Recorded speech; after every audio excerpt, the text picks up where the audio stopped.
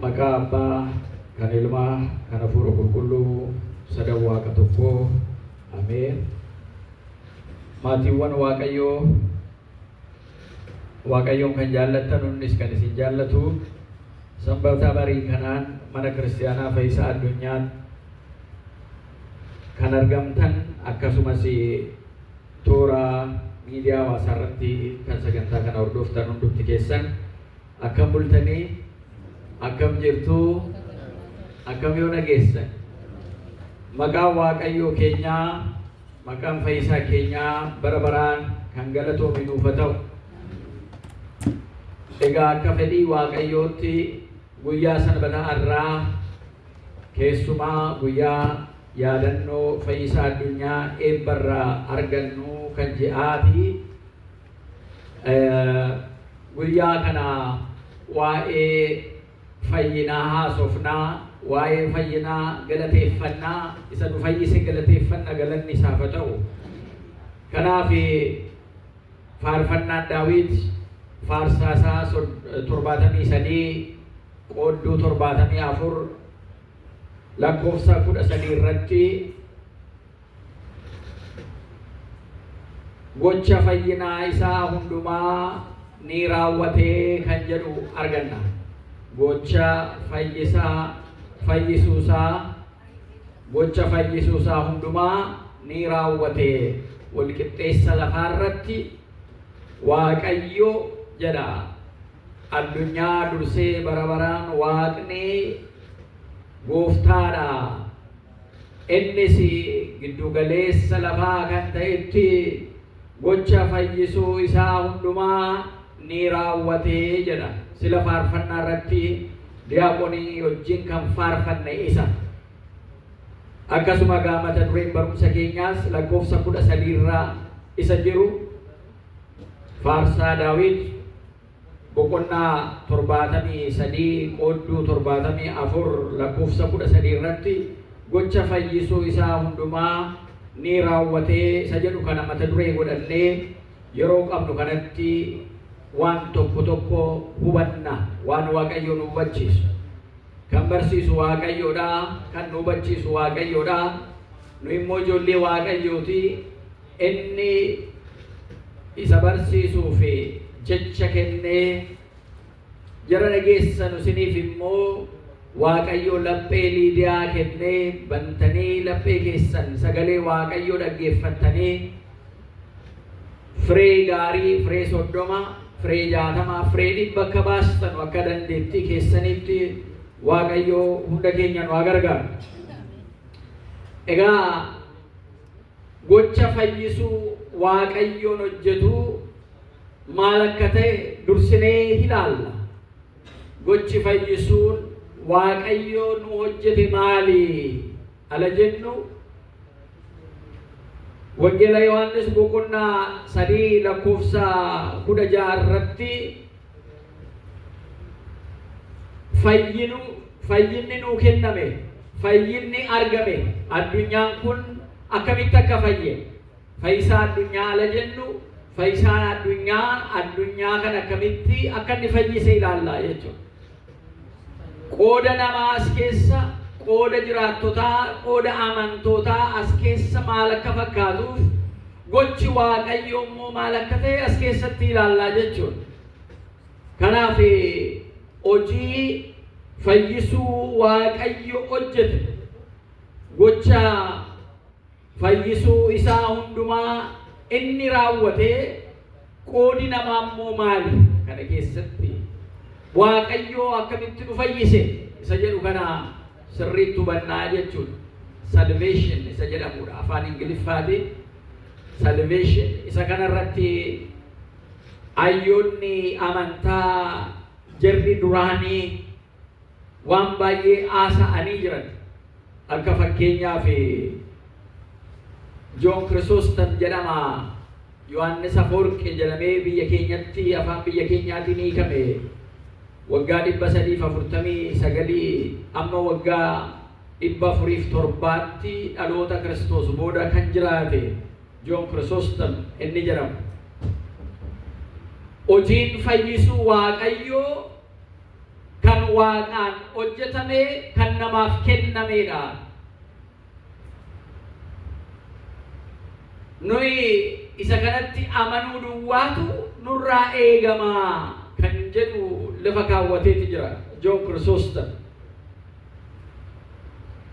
Inni kun hojii keenyaan kan argannu miti. Fayyinni lubbuu hojii keenyaan kan argannu miti. Kennaa Waaqayyo ofii isaatii jaalala nuu qabuun kan raawwateedha jedha. Galanni Waaqayyoof haa ta'u. Lubbuudhaan fayyuun jechuudha. Dhiifama araara Waaqayyo nuu taasise. It is not by our own work that we gain salvation, but by the mercy of God.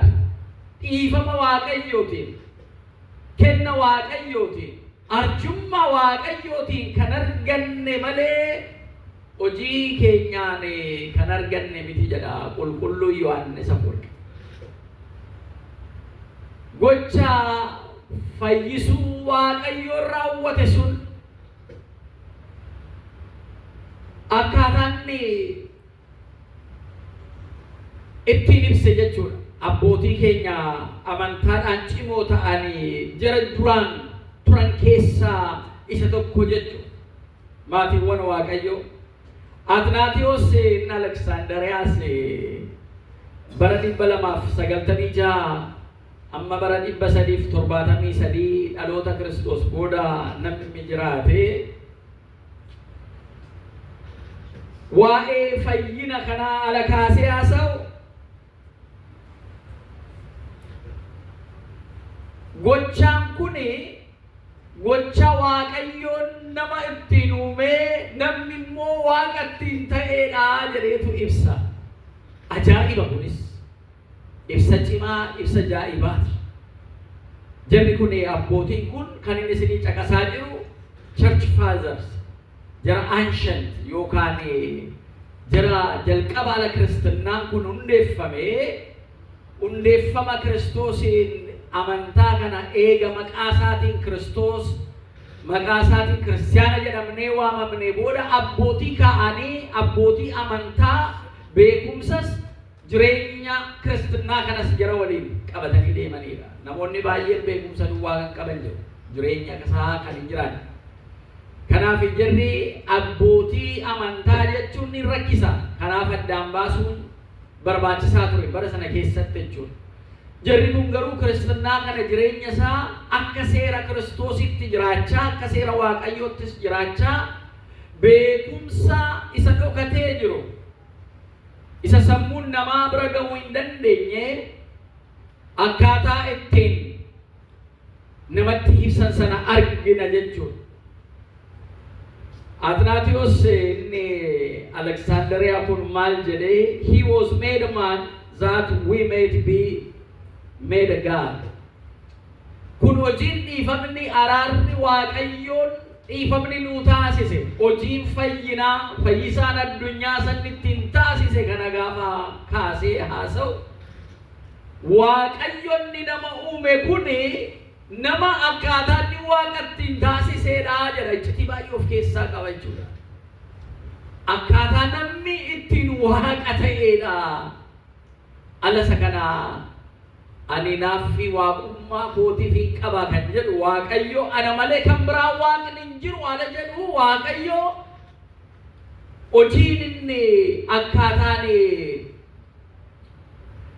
Atnaatiyoos inni namni Aleksaandariyaa kun ittiin ibse faallaa ana malee Waaqni hin jiru isa jedhu sana fidamoo iccitii isa Waaqni nama uumee namni uumame kun gara Waaqaatti deemee isa jedhu sana agarsiisa. Ala jennu isa lammaffoo sana. Isa namni Waaqni nama uumee ka'ee namni Waaqni uume sun gara Waaqaatti akkaataan ittiin deeme sana agarsiisa jechuudha. Iccitii achi keessa jiru sana agarsiisa jechuudha. Salvation, fayyinni, lubbuudhaan bara baraan jiraachuun, adabbii jalaa ba'uun araara Waaqayyootiin, kenna Waaqayyootiin akka ta'e kana nutti agarsiisa jechuudha.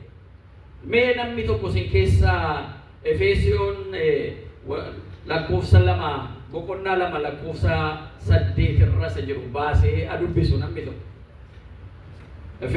Efesoon boqonnaa 2 lakkoofsa 8 amma 10 isa jiru namni tokko sin keessa baasee ergaa kanarra maaltu jira waa'ee fayyinaatiin maaliif amma namoonni baay'een keessumaa yeroo miidiyaa hawaasaa kanarratti namni bahee amantaasaa akka barbaadetti ibsu namoonni tokko tuutti hin qophaa'in gara miidiyaa hawaasaa kanatti dhaqanii isa booda jara kaaniif deebisuudhaaf amma jarri danda'an ala carraaqan ilaalla. Haa ta'u immoo malee bu'uura amantaa kanaa sirriitti utuu hubatin gaaffii gaafatame duwwaadhaaf deebisuu deemuun irrina kan biraa keessa nama galchuu danda'a jechuudha. Hanqina kan biraa keessa nama galchuu danda'a jechuudha. Manni amantaa keenyaa akkaataa isheen fayyina barbaraa Waaqayyo namaaf taasise kan akkaataa isheen itti ibsitu sirriitti hubachuu nu barbaachisa. Kana ta'uu dhabaannaan garuu namni amantaa akka barbaadetti mana amantaas gara barbaadetti fudhatee deemee sammuu namaa jeequu danda'a jechuudha. Isa kanarraa of eeggachuun baay'ee barbaachisaadha. Namni si keessaa Efesoon boqonnaa 2 lakkoofsa 8 baasee jira. Mee dubbisaa tole. Wal kaatee dubbistaa tole itti fufi.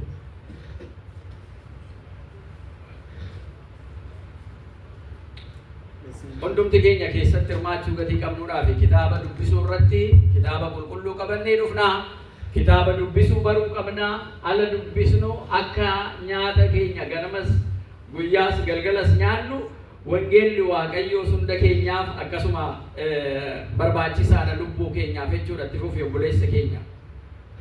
Isin ayyaana Waaqayyootiin karaa amantiin fayyifamtan. Inni immoo kennaa Waaqayyoo malee gochaa ofii keessanii miti. Hojiidhaanis miti. Namni tokko illee akka ittiin ofii jennatti inni hojii harka isaati.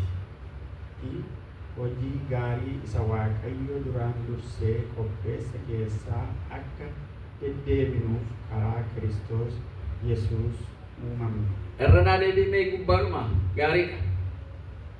Hundumti keessan qalbeeffadhaa jecha kana ilaalaa sirriidhumatti dhaggeeffannu. Gocha Waaqayyoo fayyinni Waaqayyo nuu kenne. Gocha Waaqayyo wagabra madaaniita bamaakala mirrisa jedhu sana waa'ee fayyisuu isaa walakkeessa lafaa irratti akkaataan ittiin Waaqayyo hojjetee faarfannaa Daawit isan ittiin galateeffata sanaayyuu amma hiikne ilaalaa jirra. Gatii kana Efesoon boqonnaa 2 lakkoofsa 8 irratti irranaa deebi hundumti keessan dhaggeeffadhaa sagalee kee ol fuudhe. Isin ayyaana Waaqayyootiin karaa amantii fayyifamtan. Ayyaana Waaqayyootiin karaa Waaqayyootiin fayyifamtanii isin hamaadha jireenya isa hamaa sana keessaa kan fayyifamtanii karaa Waaqayyootiin itti naafuuf. Inni immoo kennaa Waaqayyooti malee gochaa ofii keessanii miti. Kenna Waaqayyooti, badhaasa Waaqayyooti, hin badhaafamtanii isinii kenname malee gocha keessaniin miti. Isa kana sirriitti hubachuun nu barbaachisa. Dadhabina keenyaan bu'uu keenyaan utuu hin ta'in gocha Waaqayyooti, badhaasa Waaqayyooti. Akkasumatti nu badhaase Waaqayyo galanni isaaf haa ta'u. Hojiidhaanis miti. Namni tokko illee akka ittiin ofin jedhu jecha sabaa garuu akka ofin jenne jechuu barbaadan. Akka ofin tulle akka ofin jenne namni tokko illee hojii kootiin inni kan argadhe hojii kootiin inni fayyina argadhe jettanii akka ofin tulle inni kun hojii Waaqayyooti malee hojii keessan miti. Hojii keessanii waan ta'es miti badhaafamtanii jirtanii. Nuyi hojii harka isaati. Hojii gaarii isaa Waaqayyo duraan dursee qopheesse keessaa akka deddeebinuuf karaa Kiristoos Yesuus uumamne. Galatoomii ayyaanni Waaqayyoo sirra abuluu eebbifame. Egaa kenna kana gaafa argu Joon Kirisoostam yookaan Yohaannis Afoorqi inni jennuun suni akkaataan ittiin kana ibse ilaalla jechuudha. Waaqayyoon nama akkaataan ittiin uumee fi inni Waaqayyo uume namni kun akkamitti Waaqayyo akka ta'e iccitii guddaan of keessaa qaba jechuudha. Fayyinni jechuun kana namni harka Waaqayyootiin eega uumame booda balleessaa hojjete sanaa Waaqayyo irraa addaan ba'uunsaa Waaqayyo irraa fagaachuunsaa sun gara Waaqayyootti gara teessoo isaa sanatti nama akka deebi'u ta'uu hin dandeenye hojii namaatiin. Aarsaa adda addaa dhiyeessee ture namni. Aarsaa akka nama Aroon namicha jedhamu. Jara Lewwii jedhaman sana sanyii Lewwii sun yeroo yeroodhaan aarsaa cubbuu dhiyeessaa turan. Namoonni ala cubbuu hojjetanus tumaamessa hoolaa fidanii jibicha fidanii mana Waaqayyoo keessa akkuma balleessaa isaanii gugee kana faa qabatanii dhufaniitu araara Waaqayyoo irraa balleessaa isaaniitiif gaafatu turani. Kun seera Musee sana keessa kan jirudha. Seera moofaa isa jennu sana keessa kakuu moofaa sana keessa kan jirudha. Yeroo yeroodhaan namni cubbuu irraa of eeguu hin danda'u. Foon kun cubbuu hojjette ala baay'ee. Cubbuu hojjenne sanaaf immoo dhiifama kadhachuudhaaf araara Waaqa biraa kadhachuudhaaf gara mana Waaqayyootti dhufuun isaanii immoo seera qabu turan. Gara mana Waaqayyootti ala dhufan immoo cubbuu isaanii sanaaf balleessaa isaanii sanaaf dhiifama kadhachuudhaaf dhufu. Ala dhufanii tumaamessa hoolaa isaanii qabataniitu dhufu. Gugee isaanii qabatanii dhufu. Aarsaa dhiyeessu. Horii kana galchaniitu dhiiga horii kanaatiin cubbuu kanarraa qulqullaa'aa deemuu turan yeroodhaaf.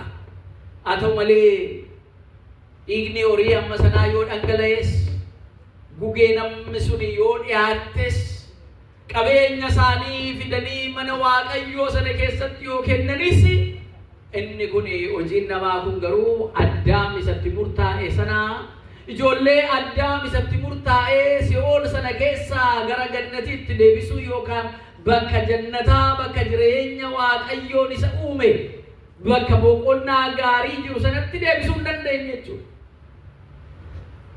Abaarsa sana sarraa kaasuu hin dandeenye. Kanaaf Daawit inni akka laphee kootii jiru akka yaada kootii deemu nama akka laphee kootii akka jaja kootii deemuun argadhee jedhee Waaqayyo galateeffate. Daawit utuu barri isaan gahin waggaa 1,000 durseetu Waaqayyo giddu galeessa lafaa irratti fayyina raawwachuusaa galateeffate.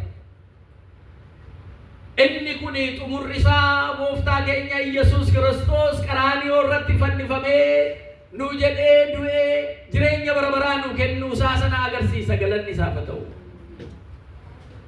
Xumuramuusaa kun kanaaf isa kana immoo qulqulluu Yohaannis boqonnaa 3:16 irratti immoo ala ibsu Waaqayyo addunyaa kana akka inni itti jaallate kana nutti agarsiisa. Iccitii fayyisa addunyaa iccitii sammuu namaa to'atu, hafuura namaa to'atu, qalbii namaa to'atu. Addunyaan kan ittiin booja'ame amma wanaa ittiin jiru akka hojii jirri amantaa qabna jennee hojjennu kan utuu hin ta'in hojii Kiristoos hojjete sanatiyyuu namoota baay'ee booji'e. Hojii Kiristoos masqala sana irratti guyyaa fannoo sana guyyaa jimaataan ni hojjete sun namoota baay'ee booji'e. Seenaa kana himuudhaaf hundumti keenya immoo waamamne kana ragaa ba'uudhaaf dhufne. Al tokko tokko maqaa kiristinnaa kanaan dhufamee waan foonii, waan xaxamaa, waan hafuura bu'aa kan hin taane kan ibsanu yookaan namoonni tokko tokko amantaa walitti dhufanii fedhii kaan immoo kan raawwachuuf deemanu haqa keessa hin jirre, dhugaan keessa hin jirre, mirgi namaa keessa kan hin jiraanne, seerri lafaa seerri waaqaa kan keessa hin jiraanne raawwachuudhaaf ala deemanu ala arginu lakkiin ta'u walitti hin makinaa jenna. Kiristinnaa kanaan walitti dhufuun keenya isa Waaqayyo fayyisuusaa hojii akka badhaasaatti addunyaa kanaaf badhaase kana addunyaatti muudhaaf dhufne. Kana amanneetu addunyaatti muudhaaf dhufne. Yaa namoota dukkana keessa jirtanuu gara ifaatti ba'aa. Ifni kun isa qaraanii irratti nuu fannifame. Isa aduu nala sana ifa see dhawwattee fi qullaasaa agarsiisuu hin barbaanne.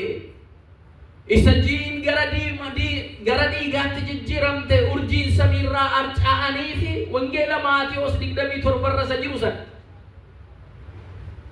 Inni kun ifa keessanii kottaa gara ifa kanaatti jennee namoota cubbuu keessa jiranuu gara Yesuus Kiristoositti akka dhufan waamuudhaaf walitti dhufne jechuudha. Yaa namoota karaa dogongoraarra jirtanii deebi'aa, karaa sirrii kanarratti deebi'aa. Dhugaan isaa, jireenyi isaa, karaan ittiin gara Waaqayyootti nannusisuma. Gara samiitti deemuu yoo barbaaddanii karaasa samiirraa dhufee kana. Inni samiirraa dhufe kun waa'ee waan samiirra jiru nutti himee jira Yesuus Kiristoos. Kanaafuu gara fayyina kanaatti kottaa jennee namoota waamuudhaaf hundumti keenya isatti amannee dhufnee jechuudha. Yoo kara kanaan dhuftan cubbuu keessa jirtan keessaa baatanii jireenya bara baraa abdii argattu. Kenna fayyina akkasuma akka badhaasaa isinii badhaasame kanatti fudhattanii amantaniitu isaan dhaaltuu mootummaa isaa taatuu jennee himuudhaaf walitti qabamne jechuudha. Nu keessaas namni namanne yoo jiraatu amma amanuu kan qabnu dadhabina foonii keenyaan isa baanee buunee dhamaanuu kana miti jechuudha. Fayyinni akkanumaan akka badhaasa Waaqayyootti akka tola Waaqayyootti nuu kenname. Kana malee tumaamessi bara sanaallee birrii meeqa fixaa ture. Namni isaattiin fayyuudhaaf cubbuusaa horii yoo qabaachuu dhabaate tumaamessa sana hin argatu. Tumaamessa sana argatee immoo yoo fuudhee deemee dhiiga isaa dhangalaasee lubichi irratti kadhatee dhiiga isaa sana namicha sanaaf naannoo aarsaa sanaatti hin facaasnee namni sun cubbuusaa wajjin jiraata. Kanaaf dhama'ina baay'ee qabaa ture jechuudha. Baasii baay'ee qabaa ture jechuudha. Dhaqanii gugee bituun, dhaqanii tumaamessa sana bituun barbaachisaa dirqamas ture jechuudha. Seera Musee sana keessa kan turedha jechuudha. Amma garuu Waaqayyo gocha fayyisuu isaa walakkeessa lafaa irratti qaraaniyoo sana irratti karaa Yesuus Kiristoosiin hunda keenyaaf raawwateera. Kanaafuu toluma akkuma kanatti gatii tokko malee fayyitanii jirtu nuun jedha. Galanni isaaf haa ta'u. Kana amananii fudhachuun barbaachisa jechuudha. Amanuu itti amanuu. Dhuguma fayyeen jira. Fayyisaa addunyaa dhuguma fayyisaadhaan fayyisee jira. Anaa jedhee du'ee, anaa jedhee dhama'ee, anaa jedhee rakkina dhukkubbii sana hundumaa argee. Kanaan booda ani isaan bilisa ba'eera jennee amanuun nurra jiraata jechuudha. Isa kana amannee deddeebina. Inni kun baay'ee barbaachisaadha. Inni kun bu'uura amantaa kiristinnaa keenyaati jechuudha. Namoonni tokko hojiin hin barbaachisaare, hojiin hin barbaachisuure, bahuun hin barbaachisuu, soomuun hin barbaachisuure, kadhannaan hin barbaachisuure kan jedhanu baay'een jiru jara keenya. Kanaan walitti hin dhufu. Ammam tsoomteetu tsooma kootiin inni iyyuu mootummaa Waaqayyoo gala jettee yaadda. Ammam hojii akkamii hojjetteetu nama gatii nan hojjedhe sun amma kana naa baasa jireenya bara baraa naa baasa jettee hojii akkamii hojjetteetu ittiin madaaltamee natti. Guyyaa meeqa yoo tsoomte tsoomni kee kun jireenya bara baraa argachuu sanaaf si badhaasa. Kuni akkuma coba galaana irratti taasifamuu xinnoodhuma ajajamuu keenya agarsiisuudhaaf. Abboommi isaa seera isaatiin buluu keenya agarsiisuudhaaf malee wanti nu hojjennu waan Waaqayyo nu hojjete sana ilma isaa tokkicha nu kennee amma fannifamee nutti ittiin nu jaallate sana waan ga'u waan madaalus miti maatiin waan Waaqayyo walitti dhufu jechuudha. Ajajamuu keenya agarsiisa. Amantaadhaan taanee wanni nuyi waliin hojjennu walitti dhufnee waliin hojjennu kun صوم الرجل قبيلة جنان نتاسسنو سجني نتاسسنو قرشان من واقع يوتفني قرشنسون هندمتو أنا نما دالا كن ما نجي كوتين إني يموتوا ما واقع يود عالم عليه إيفا مسامالي إيفا مسام جركاني فكن نمو كان جتشي سميتي جتشو إما دال وجيني نوبودين بچ كنا في أكسمت غتي وتوتيم باسين يو جرمنتي داني أمنا واقع يو جاران جرمتي إسابيلة ناتش سانجرا سكيبوتي وبا سانجرا متي إسادارا بي وفي سانجرا أنو ترباليتو علمن صوما جرا وقاتي موالمي كان صوما أكا وجي كوتيتي مالي أنا في أكمتي أكا إيفا مساتي ناكين نانو واتوكو أبومي سارا نرسني كنجنو يوجراتي نبسو دندبانا إسا أنجل لجت چودا دوبرتي توكوتو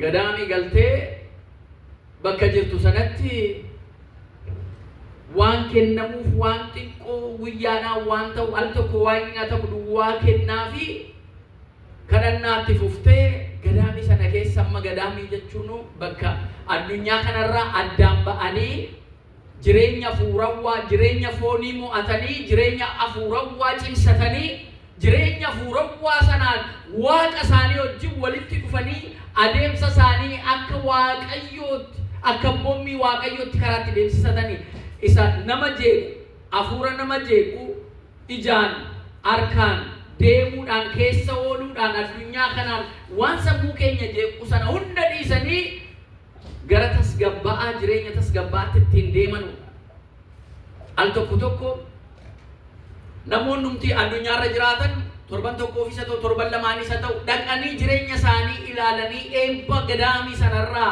argatanii kan dhufan hin jiran al tokko immoo namoonni jarri shiftaan jarri nama ajjeesan jarri nama saaman maqaa gadaamii keessa gallee jirra jedhanuun adabbiirraa yookaan murtiin akkatti murtaa'amnerraa bakka itti dhokatanii ta'anus immoo yeroonni ta'us immoo hin argina kun sirrii miti.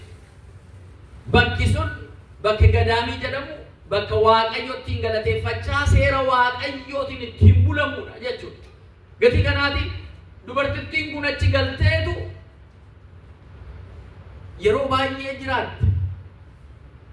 Jarrachi keessa jiranu haadholiin hundumtuu haati kun geessuudha. Ayyaanni waaqayyo irra bulee jira. Waaqayyo waan baay'ee irratti nu hojjetaa jira. Iseen haadha fuurawwaa keenyaati jedhanii itti amanan.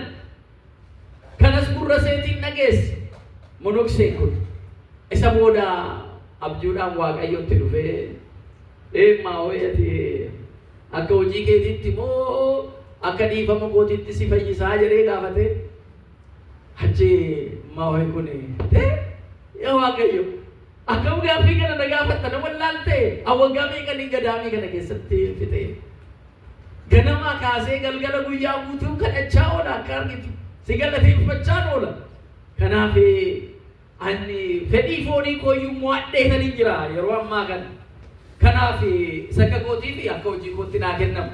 Inni takka dhiifama keetiitti akka arjummaa keetiitti kennitu isa addunyaa keessa jiraatuuf isa yeroodhaan cubbuu keessa jiraa deemuuf malee sakka kootiif immaa isa si filatee akka nagadaamii galeef immaa akka hojjaa kootti naa kennitaa jetteen dubartii kun monoksee kun jechuudha. Achi booda haa ta'u gaa eega jette jedhee waaqayyo biraa deemee isa booda torban sana guutuu cubbuu seen hojjette yaada see hin yaaddu jecha seen haasoftu ijoollummaadhaa kaasee waan jiru sanaa itti mul'isaa dhufe maal keessaa waaqayyo akka see waamu akkamitti gadameessaa haadha see keessatuu jirtuutii kaasee amma seen guyyaa ittiin haasa'u kanatti waan isee keessa turte sana sammuu isee keessatti waan isee yaadaa turte sana hundumaa akkuma nama televezyiinii kana ilaaluutti teessisetti mul'ise waaqayyotti mul'ise kun torban guutuutti. Dubartiin hanga'ee jira kana booda hojiin koo mootummaa waaqayyoo nagalshaa jettee yaaddu sun torban booda amma waaqayyotti dhufeetu yaammaa ho'i egaa haa ta'u kasilaa sadarbe sitti dhufeetan iniyyuu akka dhiifama kuummoo akka hojii keettin iyyuu si faradaa jennaan natti himtee jirta. Egaa baay'ee dadhabdee akkuma hojii kee kanatti akka dadhabina hojii kee kanatti sitti faradannaan maaloo yaa Waaqayyo lakki na dhiisi akka dhiifama keettan karaara keetitti akka badhaasa keetitti na maari malee akka hojii kuummoon ta'uu jette jechuudha. Itti mul'ate jechuudha maatiiwwan Waaqayyo. Kenni fayyinni Waaqayyo kan Waaqayyo irraa nu badhaasamu malee ammam yoo foon hin dadhabne waan fidannu miti jechuudha kan nutti agarsiisu. Kanaaf yeroo hundumaa dadhabinni keenya hojii hafuurawaa hojjechuun barbaachisa. Amantaa namni nan qaba jedhu hojii yoo hin qabaanne du'aadha jedha. Hojii namni hojjetu immoo amantaa yoo keessa hin jiraanne Waaqatti yoo hin amannes du'aadha jedha. Dambaasuun danda'amu. Waliin jiraataa jedha namni amantaa qabu hojii qaba jechuudha. Hojii gaarii qaba jechuudha. Hojii Waaqayyotti jaallatu, hojii hawaasni jaallatu, hojii uummanni jaallatu hojjetaa jechuudha. Sakana sirriitti hubanna. Inni kun garuu hojiin keenya sun mootummaa Waaqayyoo sana nu galchuudhaaf isa danda'uu sana miti. Seera isaatiin abboommi isaatiin buluu keenyatti agarsiisuudhaaf malee. Yaa Waaqayyo si dhageenyeerraa akka fedhii keetitti bulleerra jechuu of agarsiisuudhaaf malee hojiin keenya sun guutumatti dhiifamaaf araara Waaqayyo sana badhaasa Waaqayyo ilma isaa tokkicha Yesuus Kiristoos nu kenne sanaan ta'uu malee fayyinni barabaraa dhiifamni barabaraa akka jirre nutti agarsiisa jechuudha maatiiwwan Waaqayyo. Kanaaf kana sirriitti sammuu keenya keessatti addaan baasnee haa ilaallu. Namoonni tokko akka amantaatti illee jaarmiyaa amantaa ta'anii kan jiran hojiin hin barbaachisu kan jedhanu baay'ee jiru. Isa jechaan jirru addaan baasnee ilaalla. Fayyina barabaraa kan argannu hojii Waaqayyo karaa ilma isaa tokkicha Yesuus Kiristoos hin taasise sanaan. Badhaasa inni nu badhaase sanaan. Gatii malee isa nuu kaffalame sanaan. Akka lubichi inni seera moofaa keessa jiru sun waggaattan tokko dhufee cubbuu namootaatiif aarsaa dhiyeessuu tumaamessa sana dhiyeessutti hangafa lubootaa kan ta'e Yesuus Kiristoosis aarsaa qulqulluu ijoollee Addaam hundaaf al tokkicha dhiyeesse. Aarsaan qulqulluu kun tumaamessa oolaati. Inni lubichi inni Lewwii ta'e sanyii Lewwii irraa dhufe waggaattan tokko tumaamessa isa irruun qabaanne isa guutuu ta'e isa waggaa 3 ta'e qaamni isaas waa tokko hin irranne Waaqaaf dhiyeessaa aarsaa dhiyeessaa akka ture Yesuus Kiristoosis hangafa lubootaa ta'eetu aarsaa dhiyeesse. Hangafa lubootaa ta'e aarsaa dhiyeesse. Meerre aarsaan sun yoo jettani aarsaan sun immoo ofuma dhiyeesse. Ammas deebi'ee akka tumaamessa oolaa akka oolaa Faasikaatti ofuma dhiyeesse. Kana keessatti sammuun keenya gara qaraanii deemuu barbaachisa. Tumaamessicha isa cubbuu keenya nurraa haquudhaaf dhiiga isaa dhangalaase sana qaraanii irratti arguu qabna. Isa simboo nu toruudhaaf uffata isaa irraa baasanii qullaa isaa tammisan sana arguu qabna. Isa gonfoo qoraattii hojjetanii mataa isaa irra kaa'an qoraattiin sun sammuu isaa keessa waraanaa mataa isaa waraanaa dhiigni isaa irra dhodhee sana tumaamessicha oolaa sana arguu qabna. Inni jecha isaatiin Waaqayyo jecha kanaan addunyaa uume waan mul'atu waan hin mul'anne kana uume jechi Waaqayyo kun foon uffatee nama ta'ee akka waa tokko dubbanne afaan isaatiin callisee cubbuun keenya hundumtuu isarratti boqotee inni waa'ee cubbuu keenyaa hundaaf wareegama ta'ee qaraanii irratti fannifame. Isa kana ilaaluu qabna. Qalbiin keenya isa kana hubachuu qaba. Yeroo hundumaa fayyineerra ala jennu isa fannoo irratti guyyaa jimaataa sana qaraanii irratti nu kaffalamee sana ilaaluu qabna. Isaan kan gitu waan tokko hin jiru. Hojiin keenya tokko isaan gitu, galchaan keenya tokko isaan hin gitu.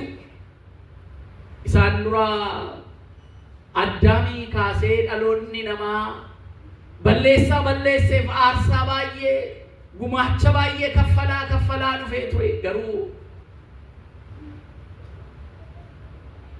mootummaa Waaqayyoo isa cufamee jiru, isa ergamoonni Waaqayyoo halkanii guyyaa seefii abiddaa sana qabanii akka eenyuyyuu hin seenne dhowwaa turan sana badanii galchuu hin dandeenye. Fayyina ala jennu isa kana. Addaamiin bakka inni ba'e sana, Heewaan bakka isheen baate sana, bakka kabajaa sanatti, bakka jireenya bara baraa itti jiru sanatti deebisuu hin dandeenye. Kanaaf Waaqayyo waadaa gale sanaan an dhufeen nama ta'ee si fayyisa akkuma jedhee waadaa gale sanaan ilma isaa tokkicha Yesuus Kiristoosiin erge. Ilmi isaa tokkichi Yesuus Kiristoos abbaarraa adda tumbayin labsi ijaatiif illee addaan tumbayin jedha. Akka waaqummaa isaatti, akka qaama addaatti immoo jechi sun dhufeetu akka Yohannis boqonnaa 1:1 irratti akka arginu jechi jalqaba ture sun, jechi waaqa bira ture sun, jechi waaqa ture sun, jechi hundumtuu ittiin ta'e sun dhufee foon uffate jedha Yohannis 1:14 irratti.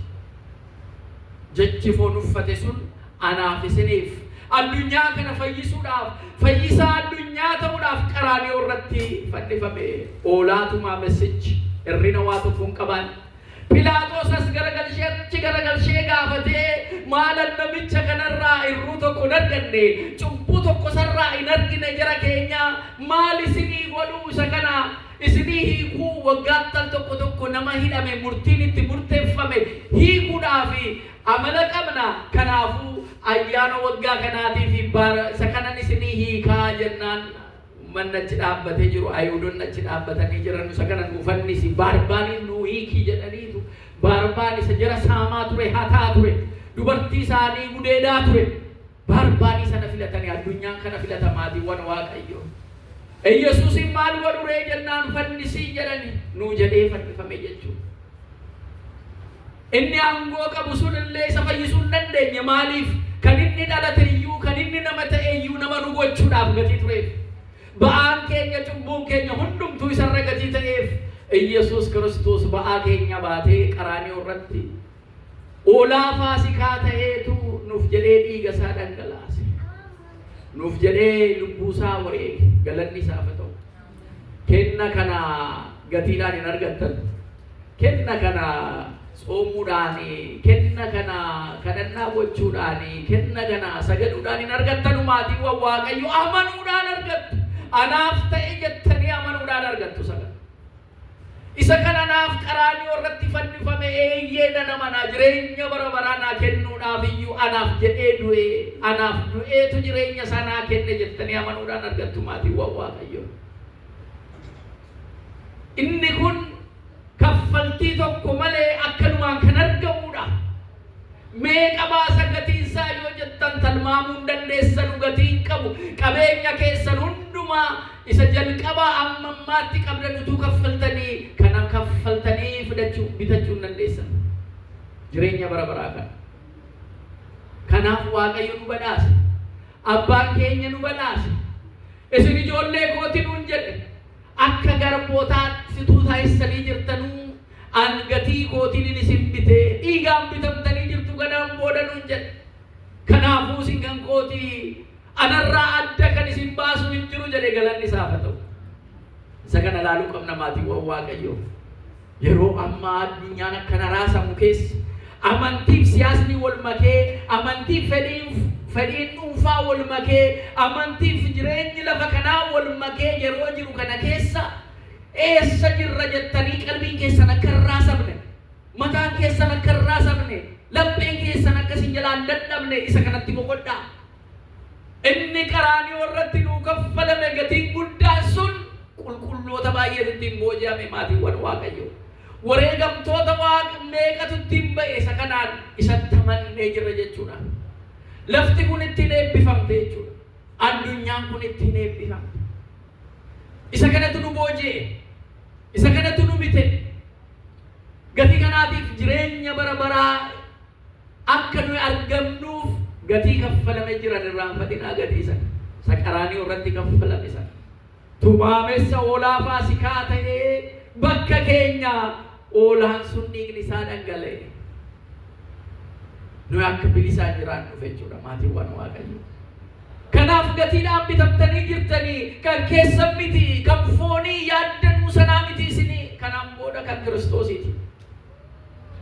Kanaan booda ijoollee Waaqayyoo taatanii jirtu nuun jedha galanni isaaf haa ta'u. Akkam nama gammachiisa. Akkam nama qalbii namatti hora. Isa kana barachuun, isa kanaan deddeebi'uun jireenya keenya guyyaa guyyaadhaan jajjabeessaa deema maatiiwwan Waaqayyoo. Inni kaan isa wal gargaarudha. Isa argineet akka ijoollee abbaa tokkootti wal gargaara. Inni wal tajaajilu kun akka ijoollee abbaa tokkootti, akka jaalala qaraaniyyootti kaffalame sanaan bitame sanatti wal tajaajila jechuudha. Isa laala. Akka inni gadi bu'ee miilla barattoota isaa sana miicetti, dhiqetti, nu illee akkasuma wal tajaajila jechuudha. Wal tajaajilaa tokko tokkoon keessaniif jedhu. Maatiiwwan Waaqayyoo.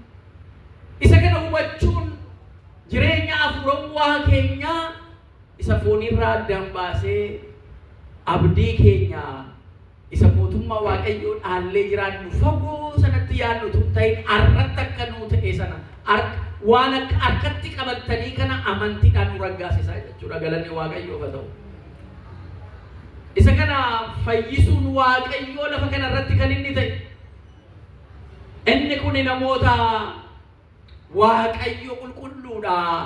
Namarraa maateriyaal worldii kanarraa isa harkaan qabatamu ijaan mul'atu kanarraa Waaqayyo qulqulluu gatii ta'eef inni harkaan qabannu kun immoo xuraa'aa gatii ta'eef cubbuu gatii qabuudhaaf addaan baheera isa jedhan sanarraa immoo yaadichaaf amanticha sana immoo inni dhiiga jechuudha. Dhiiga inni ilaalcha namaati. Waaqayyo bakka cubbuun baay'attee dhiifamni Waaqayyoo, araarri Waaqayyoo baay'ata. Nu baay'ate. Kanaaf Waaqayyo yeroo ammaa nu wajjin jira jechuudha. Nu wajjin jira moo hin jiru? Amaanu'eel jechuun maal jechuudha? Waaqayyo nu wajjin jira jechuudha. Maatiiwwan Waaqayyoo. Kanaaf abdiin kutinaa. Abdiin kutinaa. Jabaadhaa. Amantii keessaniin cimaa. Qaraaniyyoo irratti waan nu kaffalame sana yeroo hundumaa kiristinnaa lakkaa'amaa yaadanne. Kana ta'uu dhabaannaan har'a yeroo ammaa namoonni baay'een gaggeessitoota amantaa of godhanii kan ka'aniin dogongoranii amantaa caasaa siyaasaatii wajjiniin fayyadamuudhaaf deemanii dhageessanii ijaaramanii utuu namni bakka jiran muusin bakka buuneerra jedhanii amma gadaamii keessa bataskaana adda addaa keessa galanii rakkina saba keenya irratti amma fidanutti namoota ga'an of saaxiluun obsaan aannan goromsaa dhuga akka jedhamu yeroo isaa eeggatee ba'aa jira keenya. Kiristinnaan akka kana miti. Kiristinnaan dhoksamee waan hojjetamu waa tokko hin qabu. Kiristinnaan akka aduu akka ifaa hundumatti mul'ataa deema malee wanti keessaan dhoksanii sharriin xaxamu waa tokko hin jiru maatiiwwan Waaqayyoo. Wanti dhoksamee hojjetamu hin jiru. Maaliif Waaqayyoon nu wajjin jira fuuldurumatti waan Waaqayyo nu ibsee hojjechaa waan sabaaf ta'u, waan biyyaaf ta'u, waan addunyaa kanaaf ta'u hojjechaa akka deemnee dukkana addunyaa kanaa ifatti jijjiiru hadhooftuu addunyaa kanaa soogidda taanee mijeessuudhaaf dhufne malee caasaa amantii fayyadamanii wal ijaaranii mirga namaa dhiibuudhaaf siyaasa kan biraa hojjechuudhaaf meeshaa kaasanii nama ajjeesanii ofii isaaniitii aangootti amma ba'anutti karaa deemanu miti kiristinnaan jechuudha. Kan addaan baasnee ilaalu. Jaalalli biyyaa immoo kan biraati. Biyya ofii eeggachuun, saba ofii eeggachuun, badiirraa ittisuun barbaachisaadha. Biyya yoo hin qabaanne amantaa qabayyuu jechuu hin dandeessu. Biyya qabaachuu qabda, saba qabaachuu qabda. Sabni keessuun balaatti dhufurraa immoo eeguu qabda. Waliin taatee eegda biyya. biyyi kan amantaa tokko duwwaa miti biyyi kan hunda gati kanaatiif sabni keenya biyya isaa jara maqaa amantaatiin burjaajessanii fedhii foonii isaanii fedhii siyaasa isaanii fedhii diinagdee isaanii itti raawwachuudhaaf deemuu barbaadan fedhii isaanii qofa laaluudhaan jara deeman ofirraa sirriitti hubachuun baay'ee barbaachisaadha. Biyyaafis hin ta'u mana amantaatiifis hin ta'u akkasuma immoo mootummaa waaqayyootiif illee hin ta'u jara keenya nama meeqa ajjeesisu nama meeqa dhiiga nama meeqaati harka isaanii keessa jira jechuudha. Maatiiwwan waaqayyoo nu dhiigni al tokko qaraaniyo irratti akka fayyinuuf Yesuus Kiristoos nu kaffalee jira. Kanaan booda dhiigni dhangalaasu hin jiru. Dhiigni dhangalaasisnus hin jiru karaa amantaatiin ala ta'u jechuudha. Inni kun amantaa keenya nu jalaa xureessuudhaaf ilaalchan taane caasaa amantaa keessatti ijaarratanii namoonni fedhii foonii isaanii guuttachuu deeman sun sirrii akka hin taane hubannee hubachiisuun nurraa eegama jechuudha. Biyya keenya eeggachuun nurraa eegama. Addunyaa kanaaf nageenya kadhachuun nurraa eegama. Kiristoos nagaa keenya gadi ta'eedhaaf nagaa keenya kan ta'e Kiristoos kana addunyaadhaaf lallabuun nurraa eegama jechuudha. Isa qaraaniyo irratti nuu kaffalame sanatti immoo nurraa eegama jechuudha. Hordoftoonni amantootaa ofii isaaniitii barsiisaa of godhanii in barsiisna of jedhanii wal ijaaranii wal tumsanii walii ragaa ba'anii dhugaasa kaanii dhoksanii miidiyaalee adda addaas banachuu iyyuudhaan wanti hojjetamu dhoksaadhaan kan hojjetamu maqaa namaa xureessuu maqaa sabaa xureessuudhaan Kiristinaan hojjetamu hin jiru jara keenya. Kanaaf yeroo amma keessa jirru yeroo miidiyaa hawaasaa waan biyya keessatti taatu asitti waan asitti taatu biyya keessatti mul'atu gadi ta'eef maatiiwwan waaqayyoo kanarraa of eeggachuu baay'ee barbaachisaadha jechuudha. Kanarraa baay'ee of eeggan fayyisaa addunyaa nu fayyisee jira. Waan baay'ee keessaa nu fayyise. Waan baay'ee keessaa nu eege. Isa ala sanaa duwwaa miti isa amma ta'aa jiru kan baay'ee keessaa nu eege. Maatiiwwan waaqayyoo wal hubachiisu. Ammallee fedhii foon keenyaatiin akka dhibamne akka dhukkubsanne akka badiin nurraan geenye tokko tokkoon keenya wallaalaa keenya gorfanne isa karaa dogongoraarra deeme ofitti waammannee wal gorfannee waliin kallattii kana kallattii qaraaniyoo kallattii jireenyi ittiin jirtu kana kallattii gatiin nuu kaffalamee ijoollee waaqayyoottiin jedhamnee waamamnee kana walitti agarsiisaa isa dadhabe jajjabeessaa isa wallaale beeksisaa waliin deemuun baay'ee nu barbaachisa jechuudha. Silaa waan baay'ee kaasuu dandeenya yeroo nu daangeessa haa ta'u malee itti fufnaa isa nu barsiise kanaan firee 30 60 baasnee akka jiraannu waaqayyo nu gargaaru. Waaqayyo fuuldura keenya tsooma filsataa tsooma giiftii keenya maaramee yaadannoo seetiif taasifamu guyyaa torban lammaa fuuldura keenya deemu kana tsoomuudhaan biyya keenyaaf saba keenyaaf addunyaa amma waraanatti deemaa jiru waraana keessa jiru kanaaf diinagdee qala'inni jireenyaa bakka hundumaatti akka kana ta'ee jiru kanaaf kana keessa inni sooressaa inni aangoo qabu miidhamu hiyyeessatu du'aa jira daa'imman dubartoonni waan irra ga'aa jiru asii achiin argina waraanni ala ka'u kan miidhamu baay'eedha islaamni raayyaa ittisaa ta'ee leenji'ee du'aafuuf qopheesse egaa innis duutuun qabaanne duuta irratti utuu murteeffamne akkasumaan gaarii turetu jiraate garuu immoo maal godhama saba ittisuudhaaf waraana ta'ee of kennee saba isaatiif biyya isaatiif of kennu iddoo baay'ee of wareeguudhaaf qophaa'ee jira. Kana keessatti immoo kanumaan beekne kan miidhaman baay'ee jira. Gatii kanaa tsoomni keenya kun waan gaarii waaqayyo lafa kanaaf akka inni godhu addunyaa kanaaf akka inni hojjetu biyya keenyaaf uummata keenyaaf akka inni taasisu kan ittiin kadhannu isa dadhabe kan ittiin jajjabeeffannu isa beelee kan ittiin gargaaru ta'uu qaba. Isa kana lagoon immoo akka sila jenne hojii kanaan mootummaa waaqayyoo dhaallee jiraannaa jechuudha. Inni kun akkuma coba galaana keessatti taasifamtuu ajajamuu waaqayyoodhaaf ajajamuu keenya ibsuudhaaf malee hojiin keenya madaalu waan nu kaffalame madaalli hin qabu. Kanaaf waaqayyo fuuldura keenya jireenya hafuurawwan keenya akka nu cimsee addunyaa kana mo'annee jiraan nu gargaaru. Waaqayyoon keenya wajjin haa ta'u.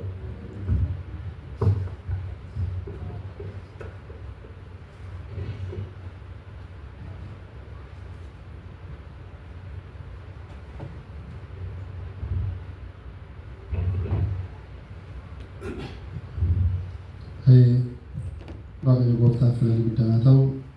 Abbaan keenya akka gaariitti wangeela keessatti akka sabni barsiisaniiru Waaqayyo sagalee jireenya sana dhageessisu.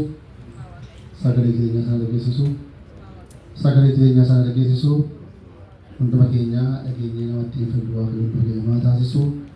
Egaa abbaan keenya akka gaariitti nu caqasanii nutti maniiru sanatti hin baay'ifnu. Isinis immoo irratti dabalaatii itti daddabalaatii dubbisaatii ittiin namoota warra hin dhageenyetti illee himuudha jechuudha. Akkasuma dhaamsa isinii dabarsanii turanii torban kun har'aa borii facaasa.